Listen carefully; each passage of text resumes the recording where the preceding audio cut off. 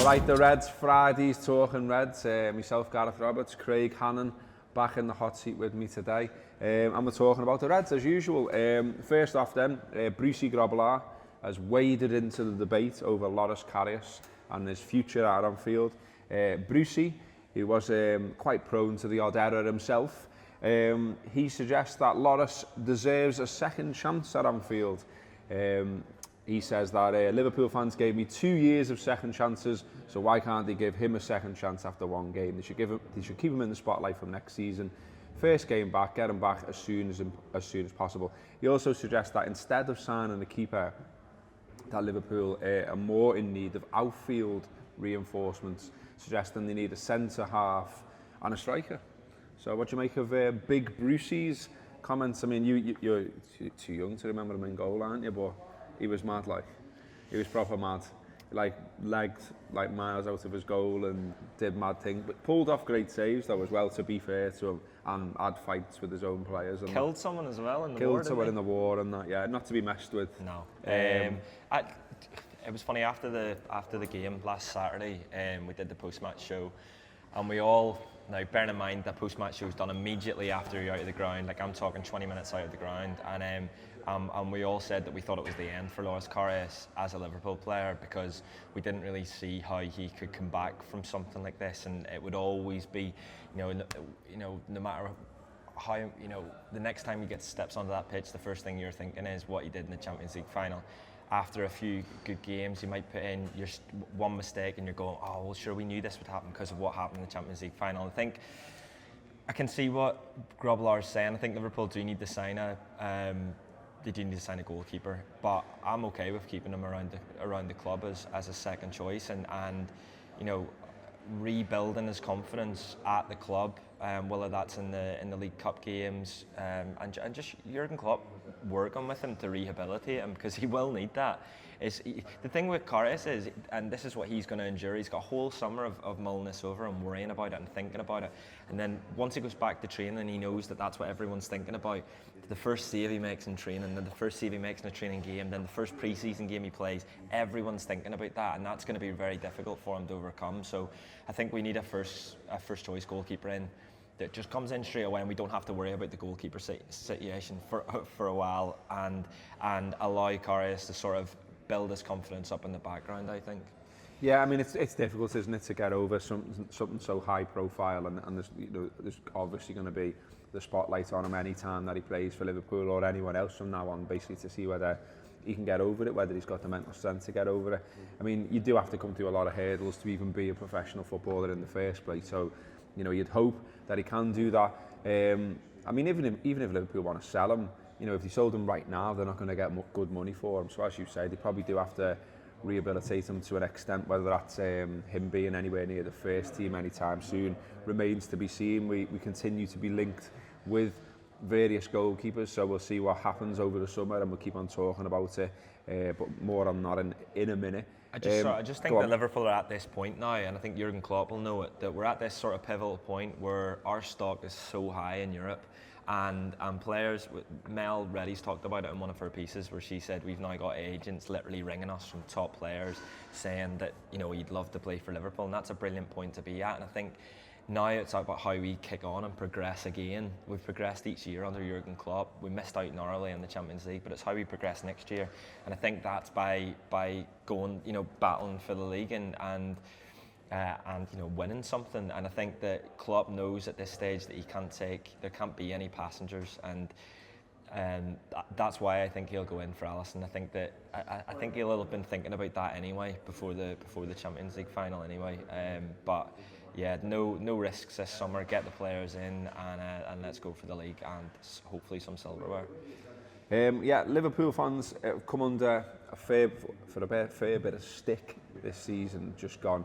Not least, we were talking about it yesterday, about the things thrown at the Manchester City bus, and then that being conflated out to there being some wider, huge problem around Liverpool. We saw weird pieces written in the likes of the Express. We saw people frothing at the mouth in various media outlets and so on. So nice then, after all that, to see Merseyside Police today tweeting that it's been a memorable Champions League campaign. The behaviour of Reds fans overseas has been impeccable and has left lasting positive impressions on hosting cities. You've been a credit to the club. Hopefully see you all in Madrid in 2019. I like things like that because, you know, it's difficult for us as fans to challenge preconceptions that are out there about how all football supporters are. You know, if I go up and say that to someone, they say, well, you would say that you're a Liverpool fan, or you would say that, you know, you're a football fan. Well, here's the police saying it, and they've got no reason to say it other than it actually being true. They obviously send out officers to track Liverpool fans, if you like, while they're abroad. They monitor the behaviour, they can see what it's like, they speak to people on the ground, they speak to the colleagues in whatever city they're in. So there you go. Liverpool fans behaved themselves all the way through a Champions League campaign when they went abroad. Who knew? Who knew? Football fans are all right. Transfer gossip then, there's absolutely loads of it. Loads of the people I haven't even heard of. Anderson, Talisca, Bernard, I have heard of him. I checked the rest, the winger. Pulisic, Courtois, Alisson, Dembele, Vidal. All of that on the Gutter show this afternoon. We're recording it at 3 o'clock.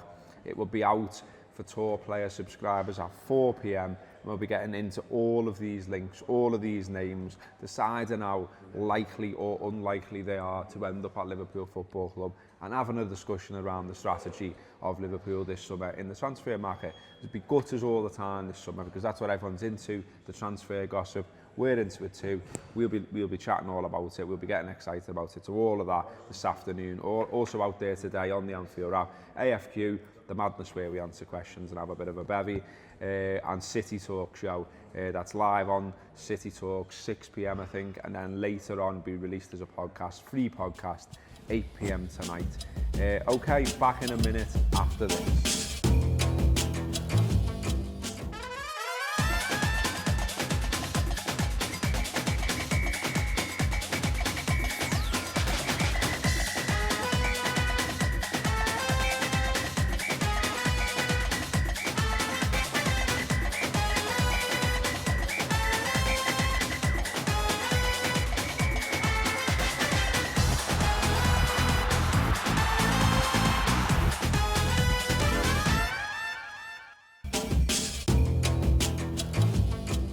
That is then the friendly at Anfield on Sunday, Brazil v Croatia, 3 p.m. Tickets still available for that one. For adults, they range from £55 to £30, depending on what stand you're in, main stand, cop, etc. If you're a junior, you can get in there for a tenner, which isn't bad. You can purchase them online. If you purchase them before May the 31st, they will have been posted out to you. Any tickets purchased after them, which obviously includes now, you'll have to collect them, and collections are available from the Anfield ticket office on Sunday between 9:15 and 12 p.m. Online sales end at 12 p.m. on Saturday, tomorrow. So yeah, get involved. Chance to watch some footy, chance to watch Bobby v Dejan. Some of our boys are going, including you, and you know, you might get to see Phil Coutinho out there. So are you going to boo little Phil? Couldn't go. Yeah, we'll give him a boo. I think we would. I think I saw, was it Dalglish? I didn't actually read the piece, but I think Dalglish has come out and said, you know, don't boo him. Sorry, Kenny. I'm just going to have to get involved. I think I'm excited though. I'm excited to see some of the Brazil players. Alisson is the one I'm going to be watching because the last 2 times we've watched him live, he's conceded a lot of goals. That's in the hands of our own boys. So yeah, I'm looking forward to it. And like you say, do you know what? I'd love Bobby to score a goal or two at home. Like I saw him saying about, like, basically he's excited to be coming back to Anfield and to play for his home country. So that'll be a proud moment for him. So yeah, looking forward to it. It's just something different, innit? And I'll get you in the mood for the World Cup. Yeah, Bobby had a big, massive smile on his face talking about this game, saying it will be a huge pleasure for me to play at home because this is my home. So it'll be a unique moment. Is right, Bobby lad. So yeah, if you fancy a bit of footy, there you go. You got that at Anfield on Sunday. Okay then, elsewhere then, news. I'm sure you could have guessed we were going to touch on this. Here we go. If I'm on it, I'm going to talk about it, aren't I? Everton have got a new manager. No surprise that it's Marco Silva. He signed a 3-year contract with the Blues. And now I like this. I was having a little look through the coverage so far. in the Times today, Paul Joyce, there is a line in there which will be well sourced, which will have come from inside the club, because Paul's a good journalist. And it is as follows.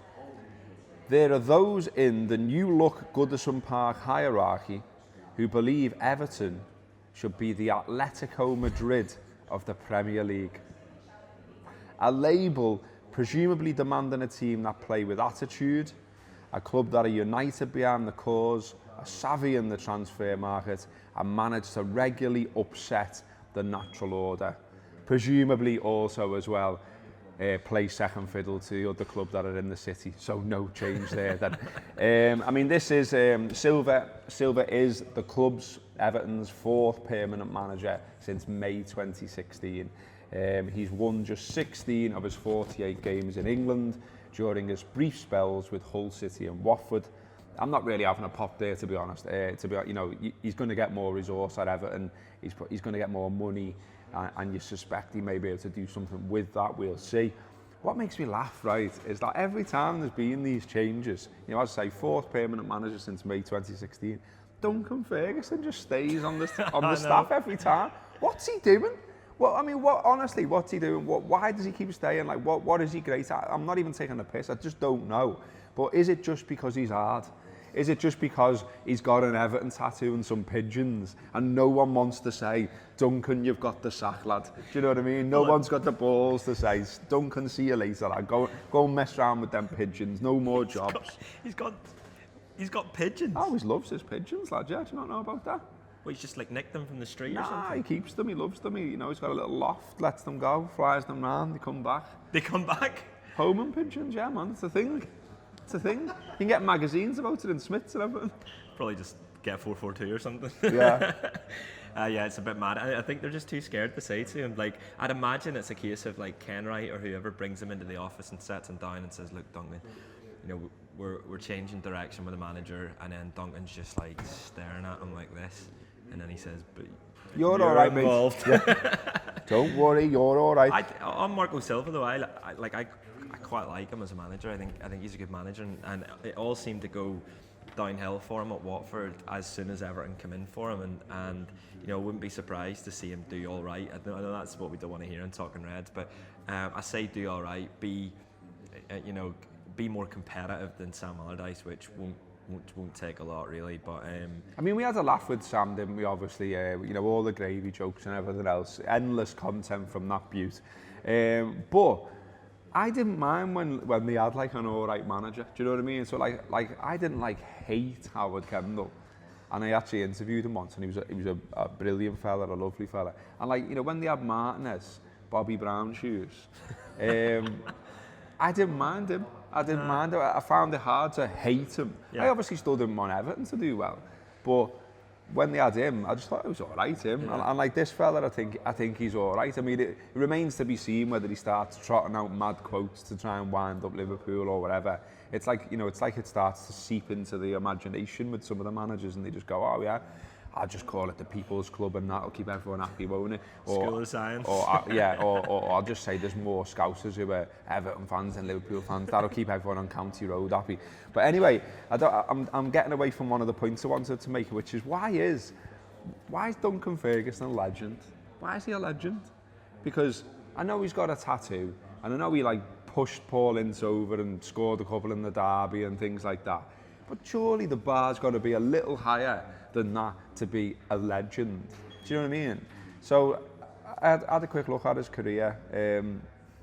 He's 162 league appearances for Everton, 76 as a sub, 72 goals. It's not great, is it? And you run through the seasons, 8 in one season, 7 in another, 11, 5, 6, 8, 0, 9, 6, and in his last season, as a Blue, 1. So it's not great. It's not Ian Rush, is it? It's not Robbie Fowler. It's not Michael Owen even, who lots of people, including me. It's barely Milan Baros. It's just not great figures, boys. Why is he a legend? I just don't get it. But anyway, Atletico Madrid, are Everton Atletico Madrid? And can they be like Atletico Madrid? Been doing some research this morning. I knew you would. So I had my headphones in, I got my head down, did my homework. You were quieter than usual. Yeah. Like, before talking Reds, he never tells me what's on the agenda. We just sit down and we do it. But he's been quiet this morning. I knew he was up to something. So here we go then. Atletico Madrid, they've won La Liga 10 times, most recently in 2014. They've won the UEFA Cup 3 times, most recently this season just gone. They've won the Copa del Rey 10 times, most recently in 2013. And in the past 6 years in the league, they've finished 3rd, 1st, 3rd, 3rd, 3rd and 2nd.